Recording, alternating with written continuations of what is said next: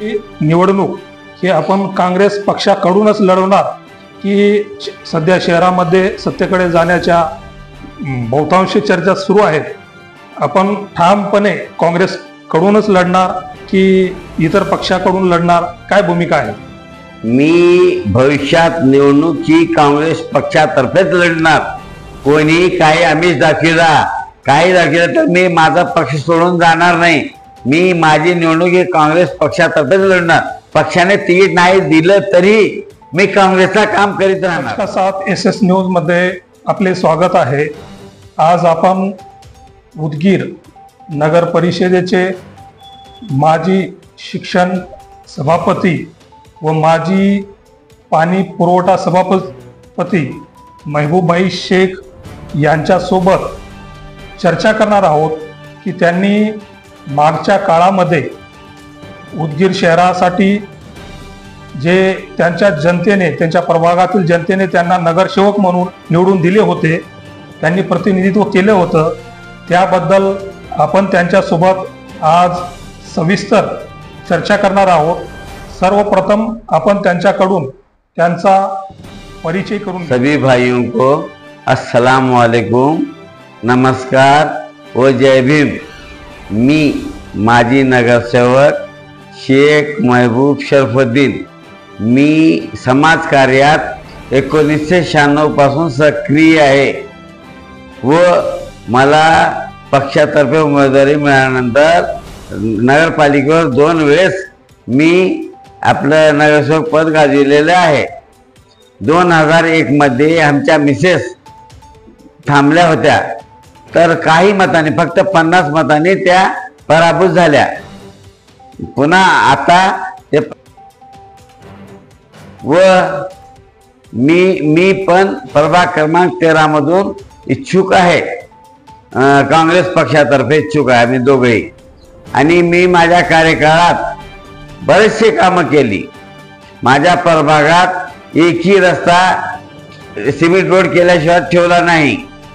प्रभाग क्रमांक 11 असो, 12 असो किंवा 13 असो, या तिन्ही वार्डात भरपूर कामे केली. पूर्ण शहरात 800 घरकुल मंजूर आहेत, पण फक्त त्याच्यापैकी माझ्या वार्डात 400 लोकांना मी घरकुल मंजूर करून दिले आहे. फक्त घरकुल मंजूर करून दिले नाही तर त्यांचे पैसे खात्यात पडजेपर्यंत पाठपुरावा करून त्यांना पैसे पण मिळवून दिले आहे. आणि मी माझ्या काळात माझ्या प्रभाग हा नवीन असल्यामुळं माझ्या भागात लाईट पोलाची फार कमतरता होती. तर मी JB मध्ये भांडून काय म्हणते 500 पोल उदगीर शहरासाठी मंजूर केलं. त्यापैकी 150 पोल माझ्या वार्डातच बसून घेतो मी. महत्वाची गोष्ट की जास्तीत जास्त काम माझ्या जनतेचं कसं होईल किंवा माझ्या वार्डात काम कसं होईल यासाठी मी पुष्कळ प्रयत्न केला. मी शिक्षण सभापती असताना चौबाराजवळ जे वाचनालय आहे ते फार पडकुळी झालं होतं, गळत होतं.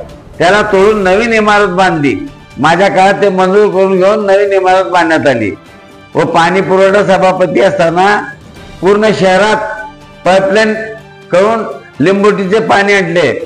खिले गल्लीमध्ये फार अडचण होती, पाईपलाईन करण्यासाठी अडथळे येत होते. पण काही कारणास्तव लांबणीवर गेल्यानंतर आम्ही समझोता करून तिथं पण पाईपलाईन करून तिथे बी पूर्ण पाईपलाईन करून पूर्ण शहरात आता आम्ही 4 दिवसाला एक वेळेस पाणी देत आहोत. आणि बनशेळकी डॅमवर जे मशिनरी होती ते वारंवार खराब होत होती. जर 3-4 महिन्यांना मोटारी जळत होत्या, DP जळत होत्या, तर मी सभापती असताना पूर्ण मोटारी नवीन टाकल्या व DP पण नवीन टाकली. आणि पुन्हा पाण्याचा प्रश्न उद्भवणे जनतेस ह्याचा विचार करून मी तिथं भरपूर प्रयत्न करून नवीन मोटारी मंजूर करून घेऊन पूर्ण नवीन मोटारी बदलल्या व DP पण बदलले. आणि माझ्या प्रभागात एकही रस्ता शिल्लक राहिलेला, नाली रस्त्याचे सर्व काम पूर्ण केले.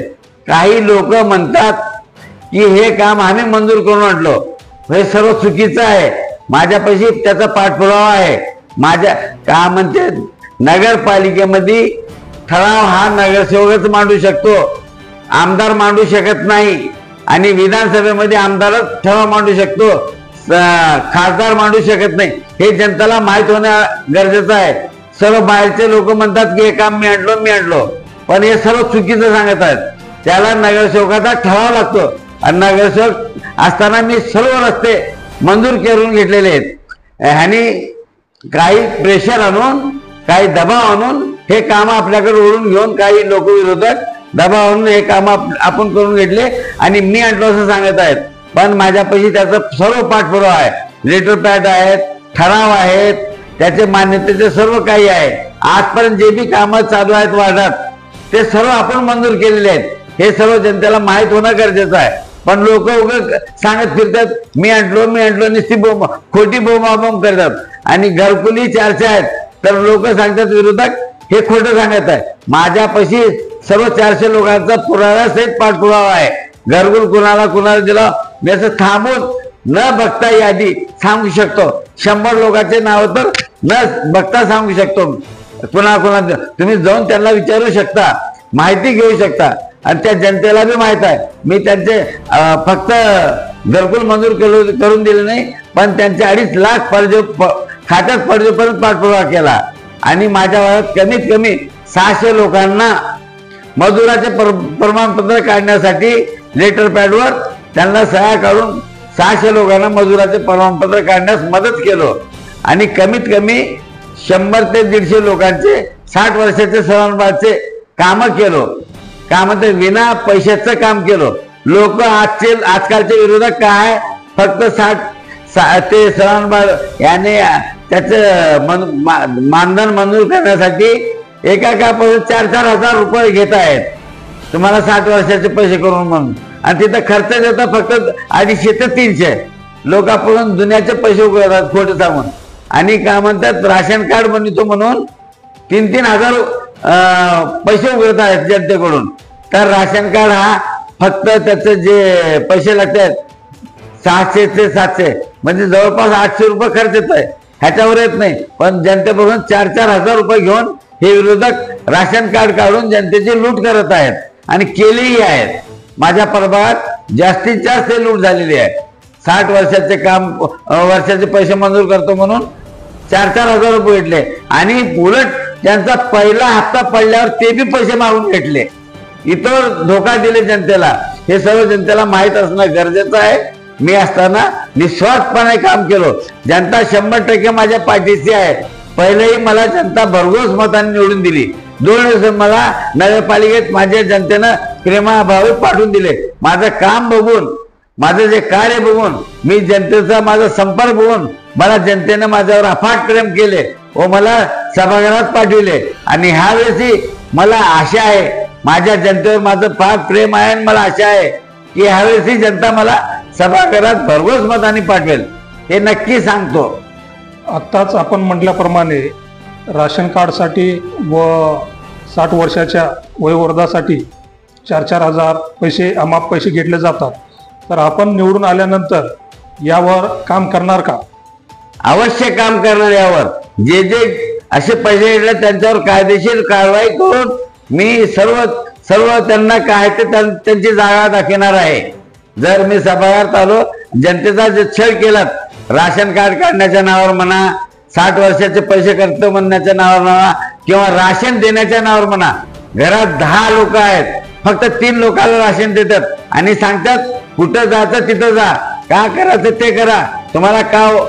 आता ते भाषा मी बोलू नये अशी भाषा वापरतात. गरीब बाया आमच्या वाड्यातल्या आता बिचाऱ्या सांगितल्यावर घेऊन जातात, येऊन माझ्याकडे तक्रार करतात, पण तोंडी करतात घेऊन. तिथं काय दादा लोक जास्त आहेत माझ्या वाड्यात. दादागिरीला घेऊन जाऊ द्या साहेब म्हणतात. असं लेखी द्या म्हटलो मी, तर नका साहेब, आता लेखी देऊन कुठं घर उचला आमचं असं म्हणतात. म्हणून त्यांनी काय राशन कार्डाखाली 60 वर्षाच्या पैशाखाली आणि राशन देतो ह्या नावाखाली आणि चुकीचं सर्व सांगून नुसतं पैसे उकळत आहेत.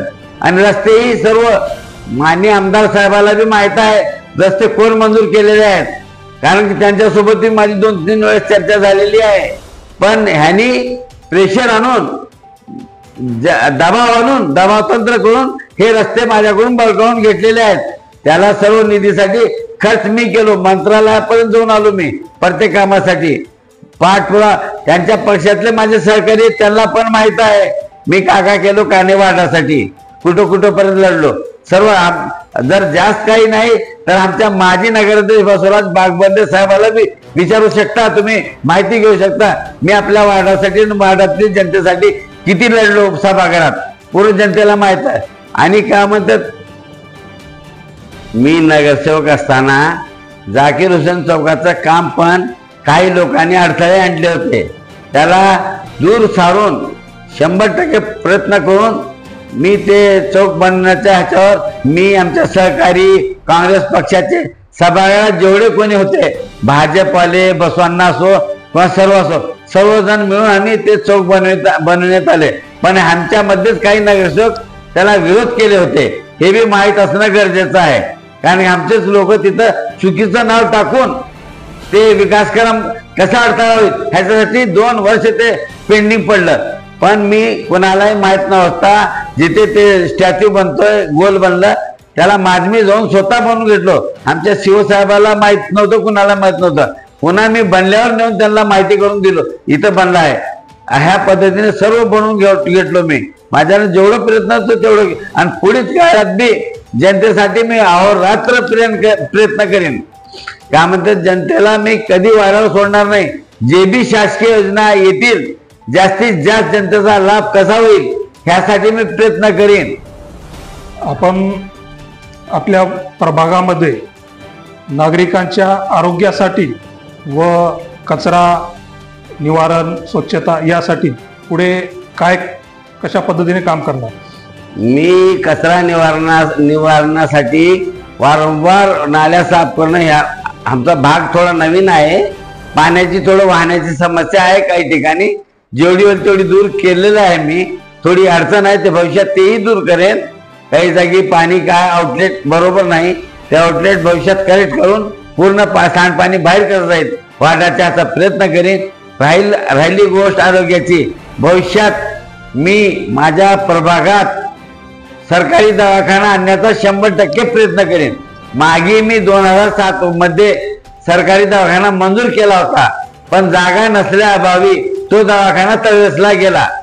पण आता जागा बिगा सर्व रेडी ठेवला आहे मी. भविष्यात सरकारी दवाखाना 100% बांधण्याचा प्रयत्न करेन.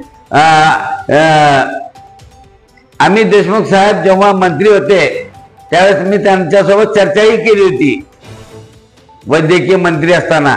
तर त्यांनी सर्व कागद पाठवा म्हटले होते, पण आमचा काळ संपला, त्याच्यामुळे ते राहून गेलं.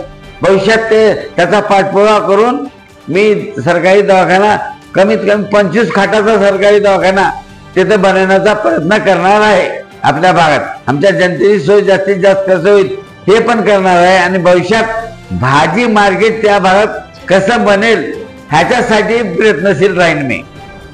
खूप छान आपण केलेले काम व पुढील करण्याची जी अपेक्षा दाखवली आहे.